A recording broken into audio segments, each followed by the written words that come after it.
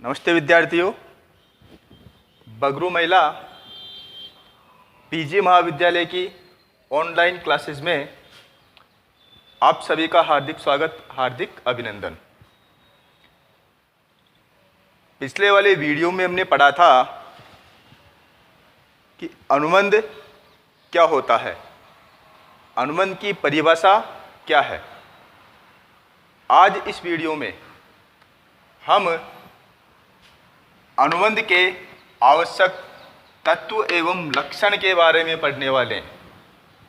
अनुबंध के आवश्यक तत्व एवं लक्षण के बारे में पढ़ने वाले हैं। ये जो टॉपिक है ये काफ़ी बड़ा टॉपिक है, इसमें कुछ अधिक पॉइंट है। इन पॉइंटों का हमने 2 भागों में वीडियो बनाया है।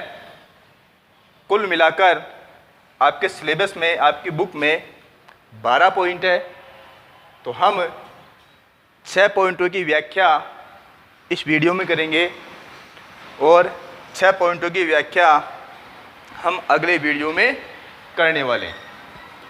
तो चलिए हम अनुबंध के आवश्यक तत्व पढ़ते हैं। अनुबंध के आवश्यक तत्व अर्थात एक अनुबंध को बनने के लिए, एक वैध अनुबंध को बनने के लिए हमें किन किन चीज़ों की आवश्यकता होती है, उनमें क्या क्या लक्षण होने चाहिए, तब जाके वो एक वैध अनुबंध बनता है, इसके बारे में पढ़ने वाले हैं। तो इसका पहला पॉइंट जो है वो है एक से अधिक पक्षकार। कोई भी व्यक्ति अगर अनुबंध करना चाह रहा है या कोई भी पक्षकार अनुबंध करना चाह रहा है तो एक अकेला व्यक्ति या एक अकेला पक्षकार कभी भी अनुबंध नहीं कर सकता, क्योंकि व्यक्ति स्वयं अपने आप से अनुबंध नहीं कर सकता। उसे कम से कम 2 व्यक्तियों की आवश्यकता होती है या 2 पक्षकार होने चाहिए, तब जाके वो व्यक्ति अनुबंध कर सकता है। पक्षकार जो होते हैं, तो एक जो पक्षकार होता है इसे हम प्रथम पक्षकार कहते हैं। उनमें एक व्यक्ति हो सकता है, 2 व्यक्ति हो सकते हैं, 5 व्यक्ति हो सकते हैं। और दूसरी तरफ देखा जाए तो द्वितीय पक्षकार होते हैं। द्वितीय पक्षकार जो होते हैं उनमें भी एक व्यक्ति हो सकता है या 10 व्यक्ति हो सकते हैं या 50 व्यक्ति हो सकते हैं। तो प्रथम पक्षकार और द्वितीय पक्षकार, आप इस चीज़ पे कंफ्यूज मत होना कि प्रथम पक्षकार का मतलब एक व्यक्ति नहीं, व्यक्ति या व्यक्तियों का समूह, संख्या हो सकती है। और द्वितीय पक्षकार जो है उसमें भी एक व्यक्ति या व्यक्तियों का समूह या संख्या हो सकती है। तो इसी प्रकार से किसी भी प्रकार का अनुबंध करने के लिए हमें कम से कम एक से अधिक पक्षकार, एक से अधिक मतलब 2, अर्थात कम से कम हमें 2 व्यक्तियों की आवश्यकता होती है। अब चलते हैं दूसरे वीडियो की तरफ, दूसरे पॉइंट की तरफ। प्रस्ताव एवं स्वीकृति अर्थात ठहराव। विद्यार्थियों, हमने ये पहले पढ़ा है कि ठहराव प्लस राज नियम द्वारा परिवर्तनीयता, ये दोनों मिलते हैं तो अनुबंध बनता है। अर्थात अनुबंध का बनने के लिए हमें क्या क्या चाहिए? एक तो ठहराव चाहिए और प्लस राज नियम द्वारा परिवर्तनीयता चाहिए। जब ये दोनों आपस में मिल जाते हैं तो अनुबंध बनता है। तो यहाँ पर भी हमें एक अनुबंध के लिए, एक अनुबंध के अंतर्गत हमें प्रस्ताव, स्वीकृति और ये दोनों मिल जाएंगे आपस में तो ठहराव बनता है। वो ठहराव चाहिए। ठहराव को परिभाषित रूप से अगर हम डिफाइन करें तो कुछ ऐसा बनता है कि 2 या 2 से अधिक व्यक्ति किसी कार्य को करने अथवा न करने के लिए सहमत हो जाते हैं तो ठहराव कहलाता है। तो एक अनुबंध के लिए भी ठहराव का होना अत्यंत आवश्यक है। तीसरा पॉइंट है हमारा वैधानिक संबंध की इच्छा। अगर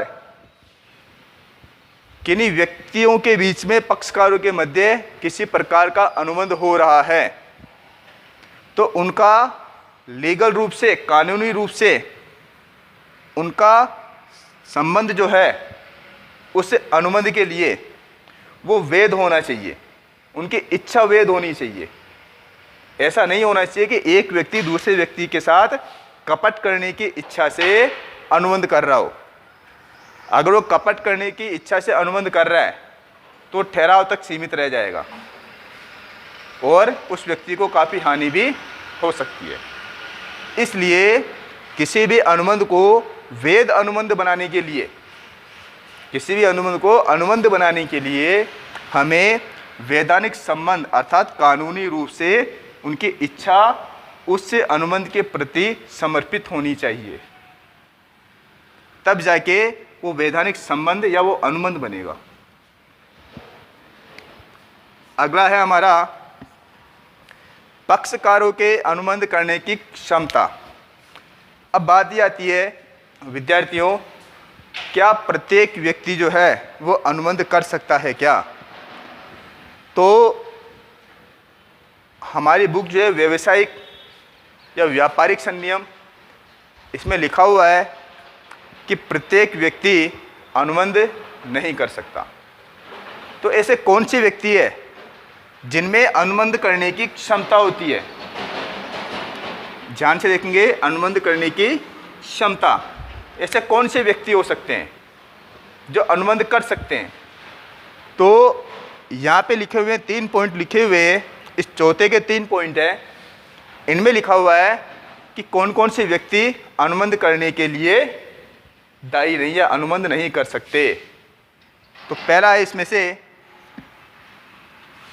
अव्यस्क व्यक्ति। अव्यस्क व्यक्ति कौन होता है? अव्यस्क व्यक्ति वो होता है, अगर सामान्य कानून के अंतर्गत देखा जाए तो जिस व्यक्ति की उम्र आयु 18 वर्ष से कम है, जिस व्यक्ति की आयु 18 वर्ष से कम है तो वो व्यक्ति अनुबंध नहीं कर सकता। लेकिन यदि यही बात संरक्षण की अभिव्यक्ति में आती है तो यहाँ पर उस व्यक्ति की आयु अगर 21 साल से कम है तो वो अनुबंध नहीं कर सकता। द्वितीय हमारे पास यहाँ पर अस्वस्थ मस्तिष्क का व्यक्ति। ऐसा व्यक्ति जिसका मस्तिष्क सही रूप से काम नहीं करता हो या फिर कभी कभी काम करता है और कभी कभी काम नहीं करता है। अब जब वो व्यक्ति, उसका मस्तिष्क सही काम कर रहा है तब तो आप अनुबंध कर सकते हो, कोई समस्या नहीं है, वो वैध अनुबंध होगा। परंतु जब वो व्यक्ति जो है कभी कभी अस्वस्थ मस्तिष्क का हो जाता है, उसका दिमाग चलना कम हो जाता है, या उसकी प्रवृत्ति एक पागल व्यक्ति की तरह हो जाती है, तो आप उस समय उस व्यक्ति से अनुबंध नहीं कर सकते।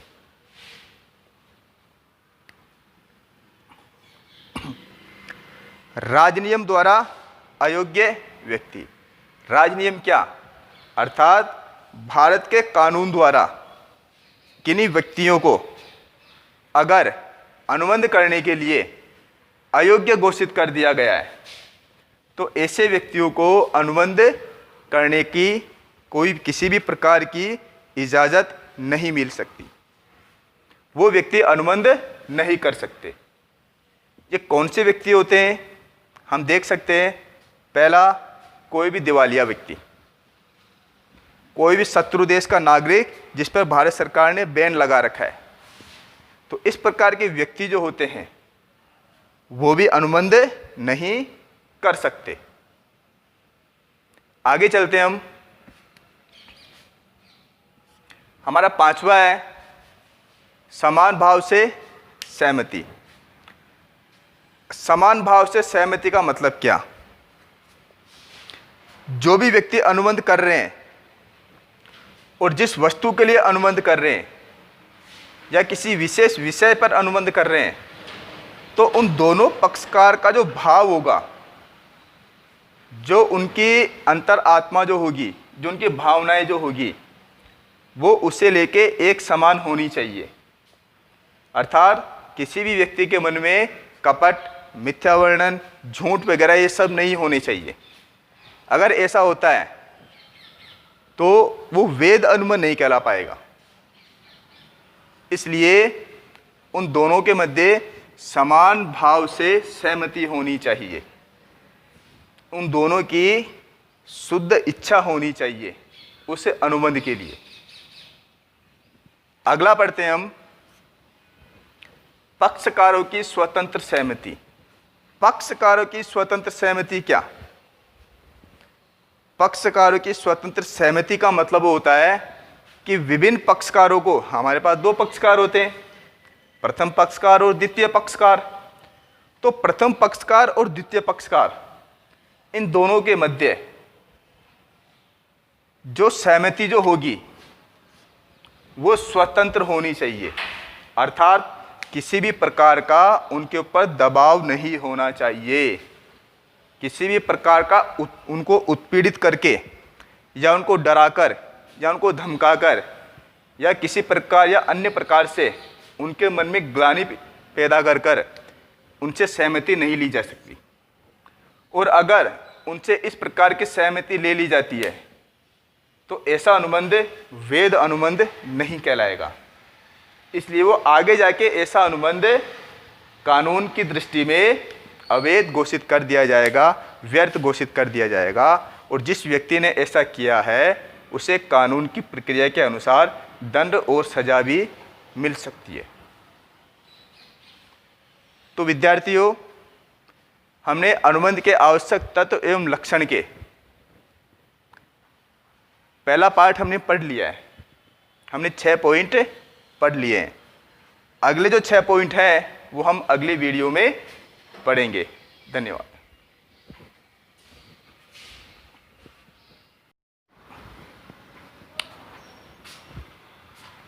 नमस्ते विद्यार्थियों, अब हम आगे अनुबंध के आवश्यक तत्व व लक्षण का जो हमारा दूसरा पार्ट है, भाग 2, उसके बारे में पढ़ने वाले हैं।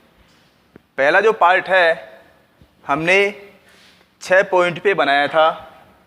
अब ये पार्ट जो होगा वो अगले 6 पॉइंट अर्थात कुल मिला के 12 पॉइंटों का होगा। अब हमारे टॉपिक की तरफ चलते हैं। हमारा 7वां टॉपिक है, पॉइंट है हमारा वैधानिक प्रतिफल। वैधानिक प्रतिफल क्या? वैधानिक प्रतिफल का मतलब ये होता है, आप किसी भी प्रकार का अनुबंध करो तो वहां पर किसी न किसी प्रकार का प्रतिफल होना आवश्यक है। जैसे आपने किसी व्यक्ति से एक कार खरीदने के लिए प्रस्ताव किया, उस व्यक्ति ने आपको अपनी कार बेचने के लिए सहमति दे दी। वो कार आपको बिना मूल्य में नहीं देगा। आप अगर वो कार खरीदना चाहते हो तो आपको कुछ ना कुछ राशि उस व्यक्ति को देनी ही पड़ेगी। वो जो राशि होगी, वो जो मूल्य होगा, वो उस अनुबंध के लिए प्रतिफल कहलाएगा।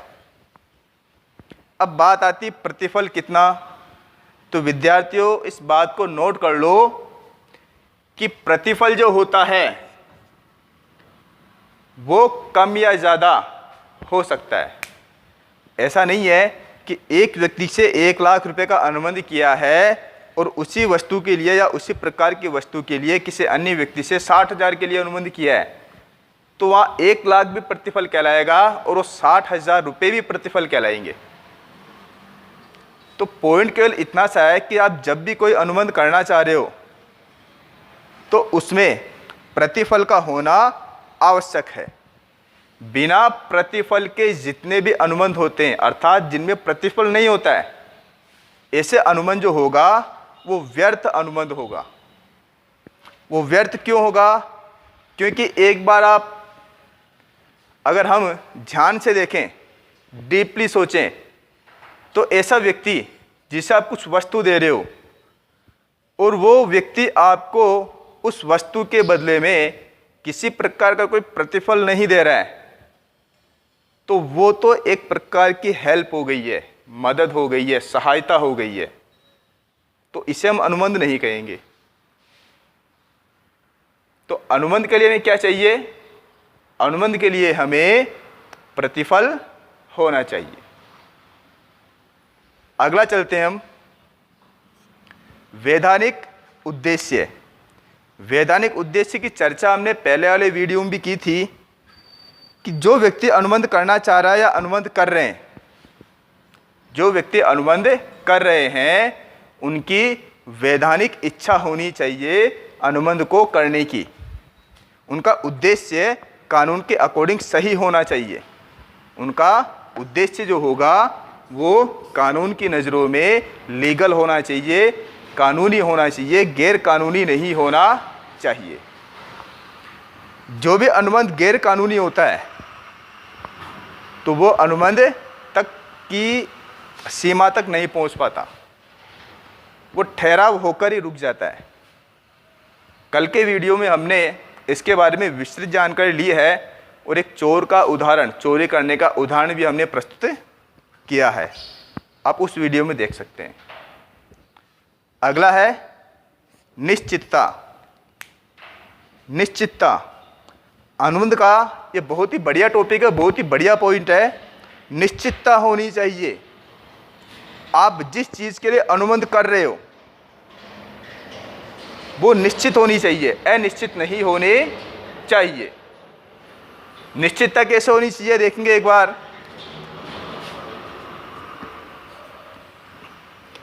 किसी व्यक्ति ने ये कहा कि आप मुझे 50 किलो गेहूं भेज दीजिए, तो वो सामने वाला पक्षकार जो होगा वो भी उस चीज को लेकर सहमत हो गया है, उसने भी स्वीकृति दे दी है। परंतु प्रथम पक्षकार फिर इसे चेंज करके और इससे बढ़ा देता है, अर्थात 60 किलो कर देता है। फिर सामने वाले व्यक्ति उसकी सहमति देता है। फिर यह प्रथम पक्षकार इसे 40 किलो कर देता है। तो यहाँ पर देखने को क्या मिल रहा है कि पक्षकार जो है उनके मध्य अनुबंध को लेके निश्चितता नहीं है, क्योंकि वो कभी 50 किलो गेहूं मंगवा रहा है, फिर उसी के लिए वो 60 किलो बोल रहा है, फिर अगले बार वो 40 किलो के लिए बोल रहा है। तो अर्थात यहाँ पे एक बात देखने की है कि उसने 50 किलो मंगाया है, फिर उसने 60 किलो किया है, तो यहाँ पर 10 किलो का फर्क आ गया, अर्थात 10 किलो गेहूं के लिए एक अलग से अनुबंध हो गया। तो ये 50 किलो वाला अनुबंध कैंसिल हो जाएगा। इसलिए कहा जाता है कि हमें निश्चितता चाहिए। जब तक अनुबंध में निश्चितता नहीं होगी वो अनुबंध नहीं बन सकता। अगला हमारा पॉइंट है निष्पादन की संभावना। आप जिस भी प्रकार का अनुबंध कर रहे हो या दो पक्षकार किसी भी प्रकार का अनुबंध कर रहे हैं, तो उस अनुबंध के अंतर्गत उन पक्षकारों की ऐसी संभावना होनी चाहिए कि वो निष्पादन कर सके। निष्पादन का मतलब होता है अनुबंध को पूरा करना। जब दो पक्षकार अपने अपने दायित्वों की पूर्ति कर देते हैं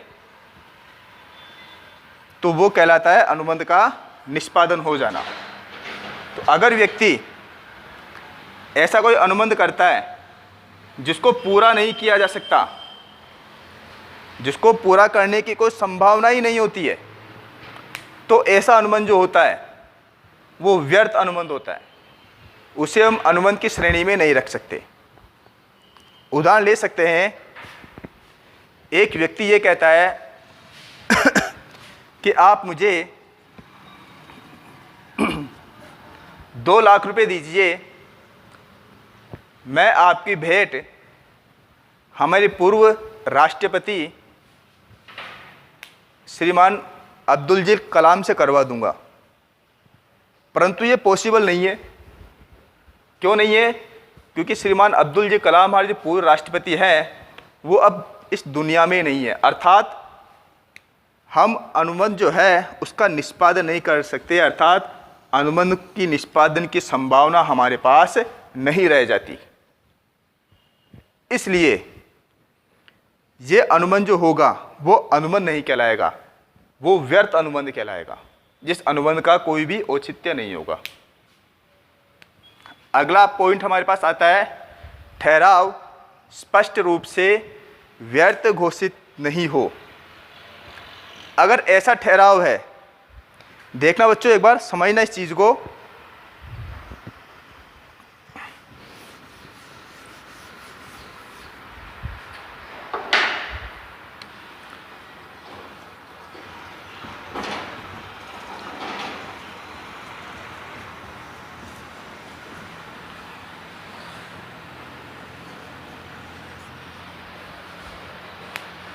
अनुबंध कब बनता है? जब उसमें ठहराव तथा राजनियम द्वारा परिवर्तनीयता ये मिल जाता है तो वो अनुबंध बनता है। लेकिन हमारा टॉपिक क्या है, पॉइंट क्या है कि ठहराव स्पष्ट रूप से व्यर्थ न हो। अगर ठहराव स्पष्ट रूप से व्यर्थ घोषित किया गया है, अगर ठहराव स्पष्ट रूप से व्यर्थ घोषित किया गया है तो वह अनुबंध कैसे बन पाएगा? क्यों नहीं बन पाएगा? क्योंकि ऐसा ठहराव जो स्पष्ट रूप से व्यर्थ घोषित है उसमें राजनियम लागू नहीं होगा। जब राजनियम ही लागू नहीं होगा तो केवल ठहराव बनकर ही रह जाएगा, यह अनुबंध नहीं बन सकता। इसलिए किसी भी ठहराव को अनुबंध बनने के लिए उस ठहराव का कानूनी रूप से सही होना जरूरी है। लेकिन हमारा पॉइंट बोल रहा है कि ठहराव स्पष्ट रूप से व्यर्थ घोषित न हो, अर्थात ऐसे व्यक्ति जो अनुबंध कर ही नहीं सकते, जो ठहराव करने की क्षमता ही नहीं रखते हो, जैसे हमने पिछली वीडियो में पढ़ा था, अस्वस्थ मस्तिष्क के व्यक्ति, दिवालिया व्यक्ति, अव्यक्त व्यक्ति, वो अनुबंध ठहराव कर ही नहीं सकते। जब वो ठहराव नहीं कर सकते, अनुबंध नहीं कर सकते, जब वो अनुबंध नहीं कर सकते तो हमारा अनुबंध वैध नहीं होगा। ठीक है विद्यार्थियों। अब अगला पॉइंट आता है वैधानिक औपचारिकता का पालन। अपने लेखांकन का एक नियम है कि आप जो भी कार्य कर रहे हो उस कार्य को लिखित में करना आवश्यक है, ऐसा कहते हैं। अगर आप किसी प्रकार का अनुबंध कर रहे हो तो कानून द्वारा जो भी औपचारिकताएं बनाई गई है, पेपर पे लिखना, उनके सिग्नेचर लेना, उनका रजिस्ट्रेशन करवाना, ये सारा आपको करना होगा। परंतु कोई ऐसा अनुबंध है जिसको करने के लिए कानून ने छूट दे रखी हो, तो ऐसा अनुबंध जो होगा वह आप कर सकते हो, कोई समस्या नहीं आती। जैसे मौखिक अनुबंध, गर्भित अनुबंध, ये ऐसे अनुबंध होते हैं जिनमें लिखने की आवश्यकता नहीं होती। तो एक अनुबंध को वैध अनुबंध बनाने के लिए, हम उसे अनुबंध कहने के लिए उनमें इन 12 पॉइंटों का होना अत्यंत आवश्यक है। धन्यवाद।